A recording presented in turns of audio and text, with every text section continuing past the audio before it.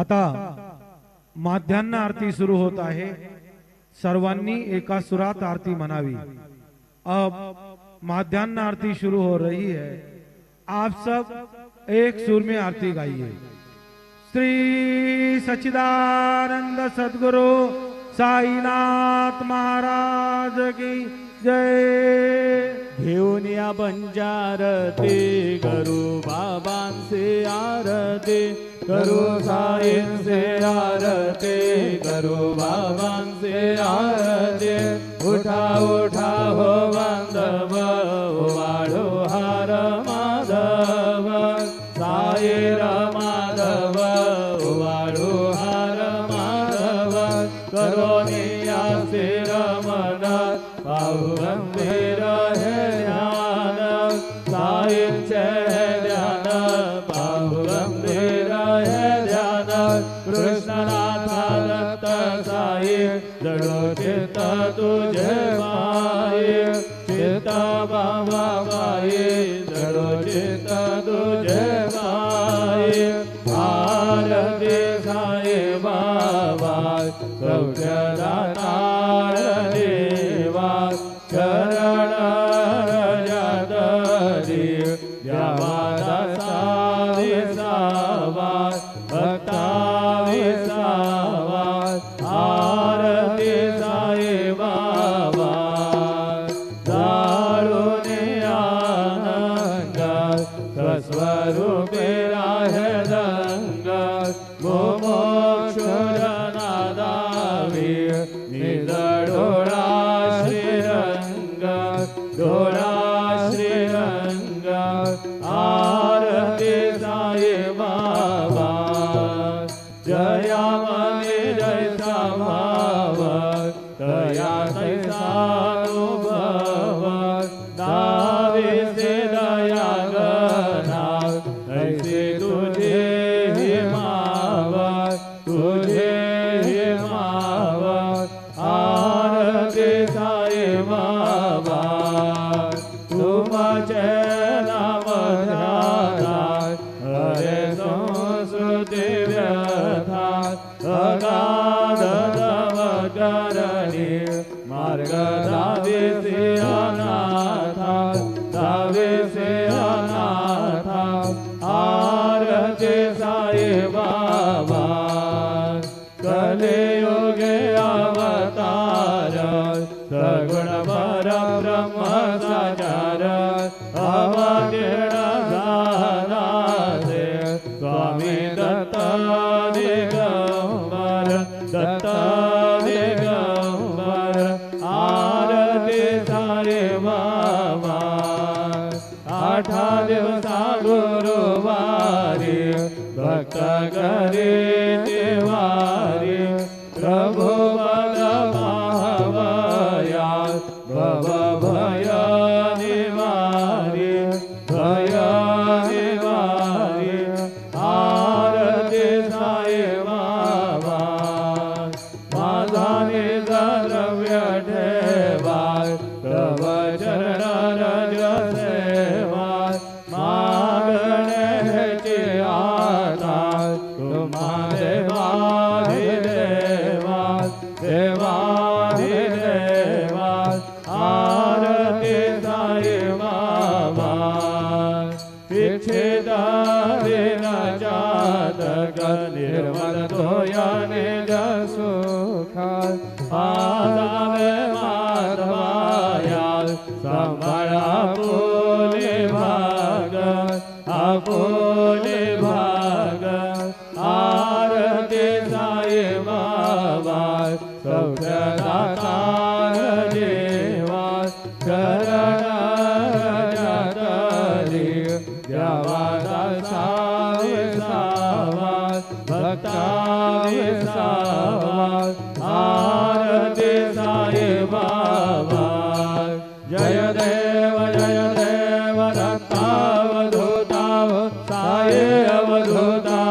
जोडून गरदव जरणी ठेवे तो माथा, जय देव अवधूते तू येता।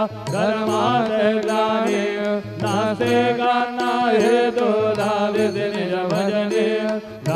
विस्नाना लीला असंख्य रूपाणि हरते दीनांजतो संकट दिन रजनी जय देव दत्तावधूताव साये अवधूता जोडून करतव जननी देवी तो माता जय देव यवन स्वरूपी ऐक्या दर्शनवादित देव संशय निरसनया तदवैता गालविले गोपी चंदा मंदा त्वंजे उद्धरिले मोमिन वंशे जन्मनि लोकातारियले जय देव दत्तावधूता साये अवधूता जोडून करतव जननी देवी तो माता जय देव वेदन तत्वे हिंदू यवनाच्या गाही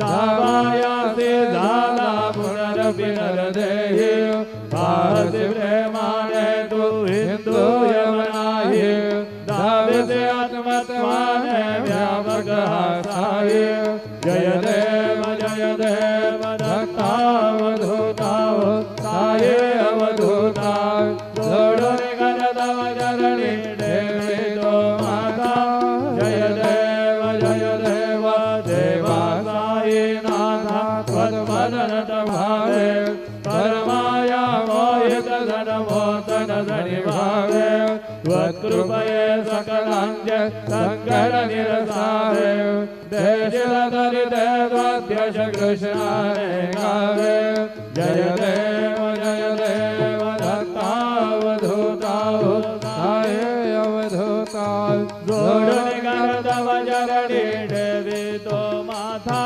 जय देव शिर्डी माझे पंढरपुरात साई बाबा रमावर साई बाबा रमावर शुद्ध भक्ती चंद्रभागात भाव पुंडलिका जागा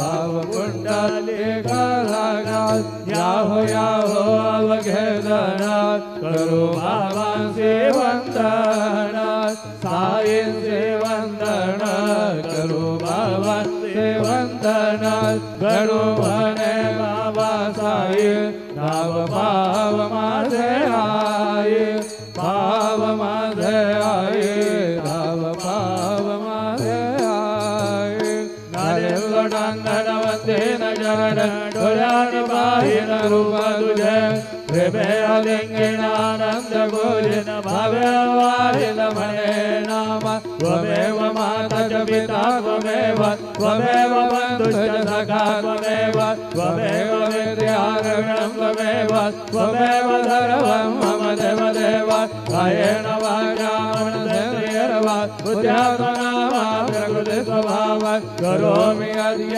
सकलं परस्मै नारायणाय समर्पयामि अच्युतं केशवं रामनारायणं कृष्णदामोदरं वासुदेवं हरे श्रीधरं माधवं गोपिकावल्लभं जानकी नायकं रामचन्द्रं भजे हरे राम राम राम हरे हरे हरे कृष्ण कृष्ण कृष्ण हरे हरे हरे गुरुदेव दत्त हरि ओम यज्ञेन यज्ञमयजन्त देवा तानि धर्माणि प्रथमान्यासन् ते हनागं महिमान सजन्त यत्र पूर्वे साध्या सन्ति देवाः ॐ राजाधिराजाय प्रसह्यसायिने नमो वयं वै श्रवणाय कुर्महे सदमे कामान् कामकामाय मह्यं कामेश्वरो वै श्रवणो दधातु कुबेराज वै श्रवणाय महाराजाय नमः ॐ स्वस्ति साम्राज्यं भोज्यं स्वराज्यं वैराज्यं राज्यं पारमेष्ठ्यं राज्यं महाराजमाधिपत्यमयं समन्तपर्यात् ईशा सार्वभौमः सार्वात् यशान्तादात् परार्धात् पृथिव्यै समुद्रपर्यन्ताया एकराळदिदपेशलोको विगीतो मरुतः परिवेष्टारो मरुतस्यावसङ्गृहे आवीक्षितस्य कामप्रियैर्विश्वे देवाः सभासदैते श्रीनारायण वासुदेवाय सच्चिदानंद सद्गुरु साईनाथ महाराज की जय। सन्ति देवाः ओम राजाधिराजाय प्रसह्य साहिदे नमो वयं वै श्रवणाय कुर्महे सबे कामान कामकामाय मह्यं कामेश्वरो वै श्रवणो ददातु कुबेराज वै श्रवणाय महाराजाय नमः। ओम स्वस्ति साम्राज्यं भोज्यं स्वराज्यं वैराज्यं पारमेष्ठ्यं राज्यं महाराजमाधिपत्यमयं समन्तपर्यात् ईशात् सार्वभौमः सार्वयुषान्दादात् परार्धात् पृथिव्यै समुद्रपर्यन्ताया एकराळदिदपेशश्लोको विगीतो मरुतः परिवेष्टारो मरुतस्यावसङ्गृहे आवीक्षितस्य कामप्रियैर्विश्वे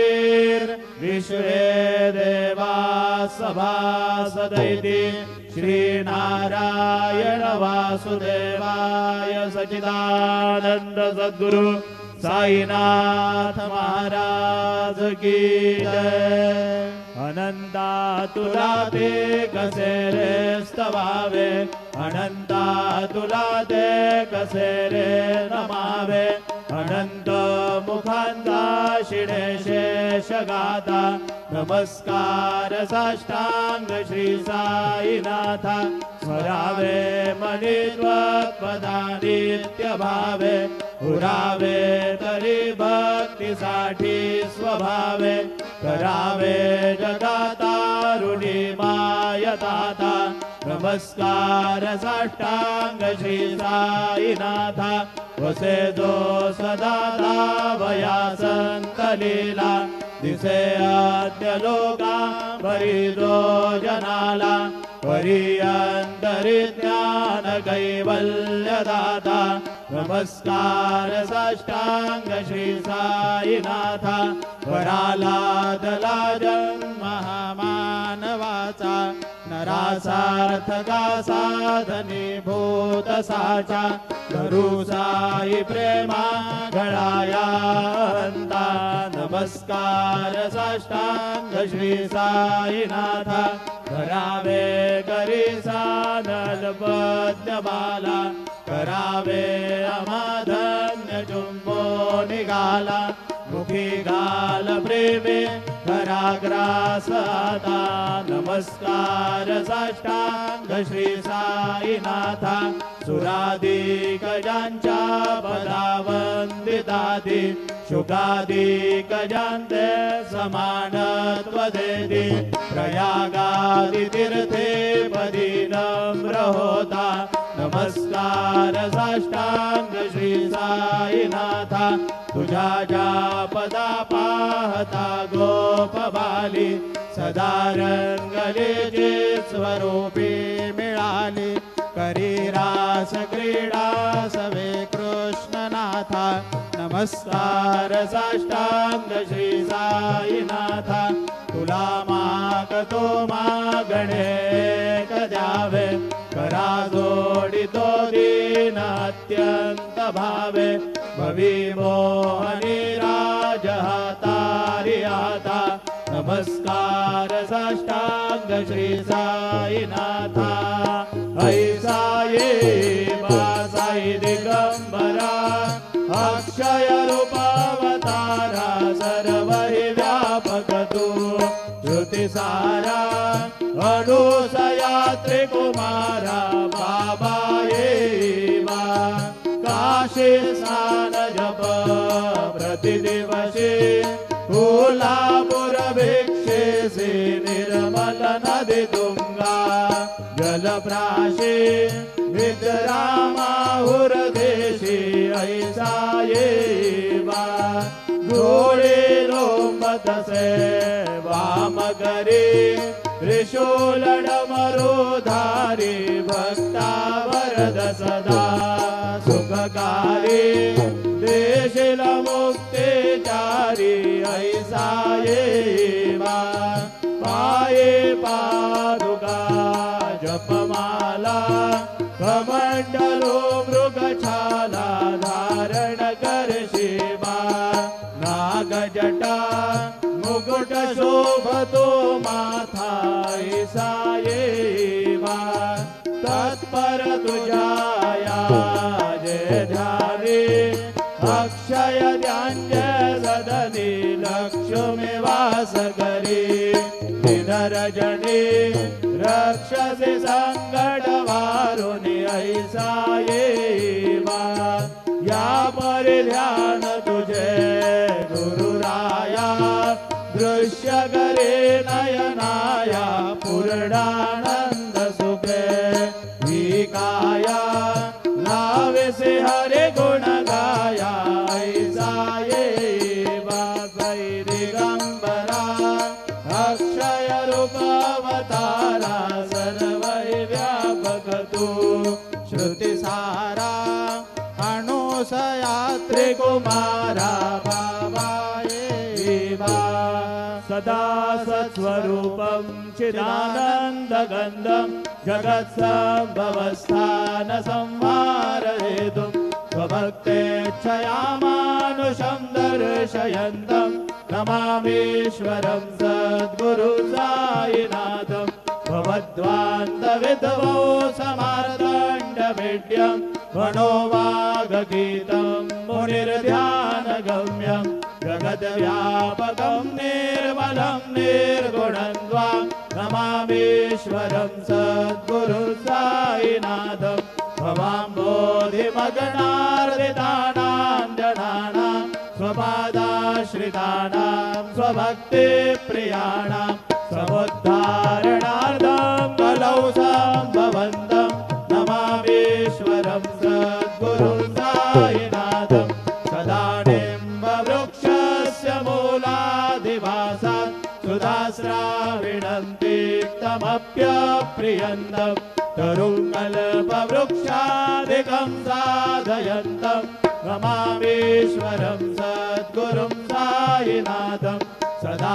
कल्पवृक्षस्य तस्यादिमूले भवद्भावबुद्ध्या सपर्यादि सेवां ऋणाङ्गुर्वतां मुक्तिप्रदन्तं नमामीश्वरं सद्गुरु साईनाथम् अनेकाश्रुतादर्घ्यलीला विलासे समाविष्कृतेशानभास्वत्प्रभावम् अहं भावहीनं प्रसन्नात्मभावं नमामीश्वरं सद्गुरु साईनाथं सतां विश्रमाराममेवाभिरामं सदा सज्जनैः संस्तुतं सन्नमद्भिः जनामोददं भक्तभद्रप्रदन्तं नमामीश्वरं सद्गुरु साईनाथम् अजन्माद्यमेकं परब्रह्म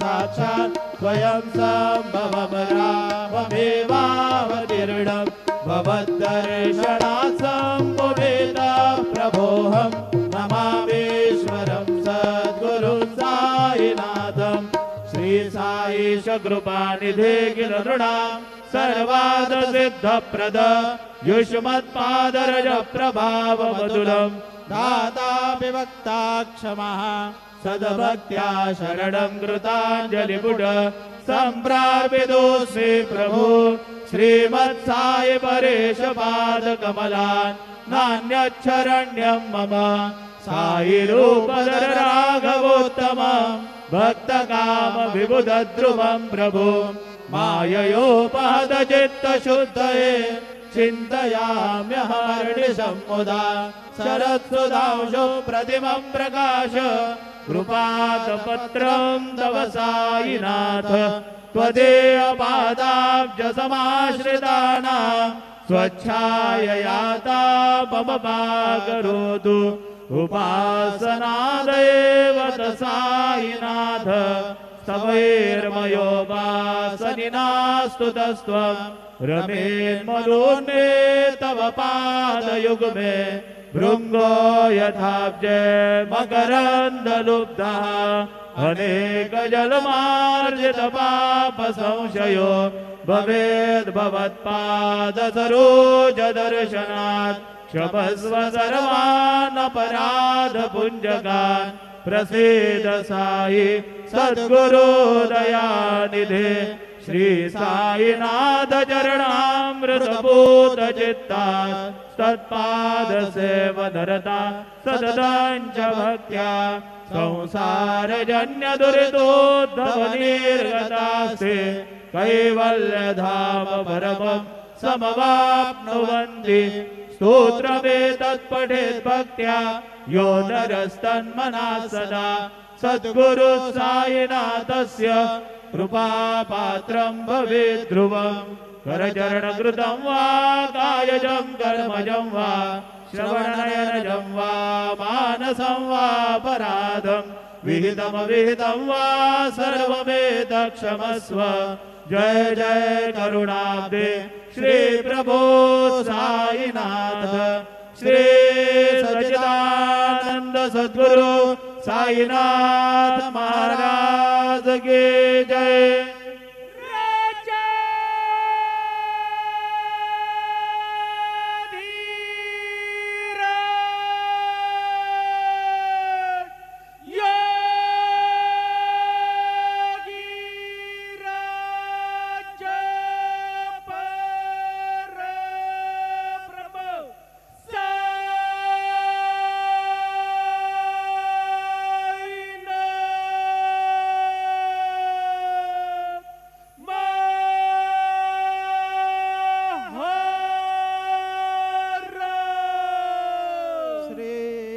सच्चिदानंद सद्गुरु साईनाथ महाराज की जय।